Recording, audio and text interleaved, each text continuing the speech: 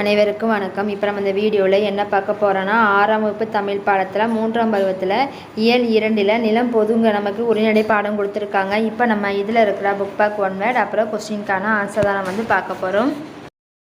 First பாருங்கள், நமக்கு என்ன கொடுத்துருக்காங்கன்னு சரியான விடையை தேர்ந்தெடுத்து எழுதுக. அதில் ஃபஸ்ட்டு, செவ்விந்தியர்கள் நிலத்தை டேஸ் மதிக்கின்றனர். ஆன்சர் வந்து தாயாக, ஆப்ஷன்.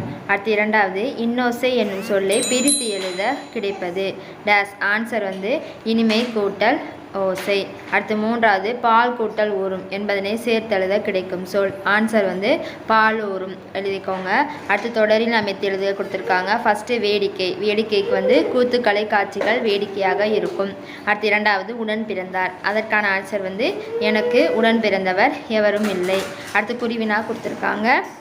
ஃபஸ்ட்டு குருவினா ரெண்டுமே 26ஆம் பக்கம் இருக்குது, மூன்றாவதுக்கு 28ஆம் பக்கம் இருக்குது. ஆன்சர் நம்ம பார்க்கலாம். 26ஆம் பக்கம் எடுத்துக்கோங்க.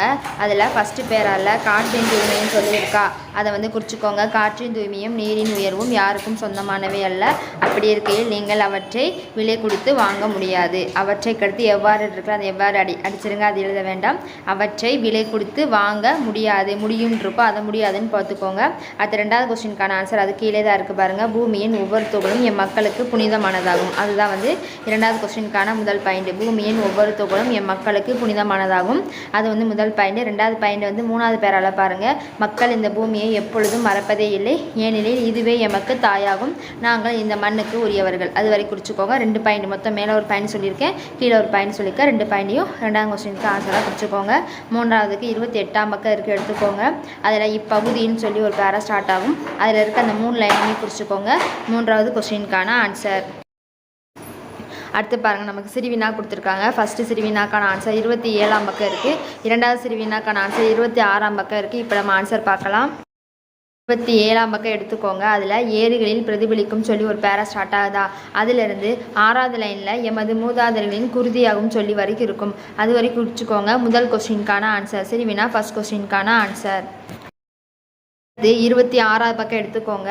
அதில் நமக்கு ஒரு படம் கொடுத்துருக்காங்க. லாஸ்ட்டாக ஒரு பேரால் 3வது லைன் பாருங்கள். நாங்கள்னு சொல்லி ஒரு பேரா ஒரு லைன் ஸ்டார்ட் ஆகும் 3வது லைனில்.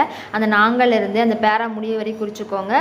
சிறுவினா இரண்டாவது கொஸ்டினுக்கான ஆன்சர். எல்லாமும் ஒரே குடும்பம் இருக்குது, அது வரை குறிச்சிக்கோங்க. சிறுவினா இரண்டாவது கொஸ்டினுக்கான ஆன்சர். அடுத்து சிந்தனை வினாக்கான ஆன்சர் வந்து புக்கில் நமக்கு இல்லை, அதுக்கான ஆன்சர் உங்களுக்கு காமிச்சிருக்கேன். அதை என்ன செஞ்சுக்கோங்க, அப்படியே பார்த்து உங்கள் நோட்டில் வந்து நீங்கள் எழுதி வச்சுக்கோங்க. இதுதான் வந்து சிந்தனை வினாக்கான ஆன்சர். இதை கொஞ்சம் வீடியோவை ஸ்டாப் பண்ணி அப்படியே பார்த்து எழுதிக்கோங்க. இதான் வந்து சிந்தனை வினாக்கான ஆன்சர். அவ்வளோதான். இப்போ வந்து பாடத்துக்கான ஆன்சர் பார்த்துட்டோம்.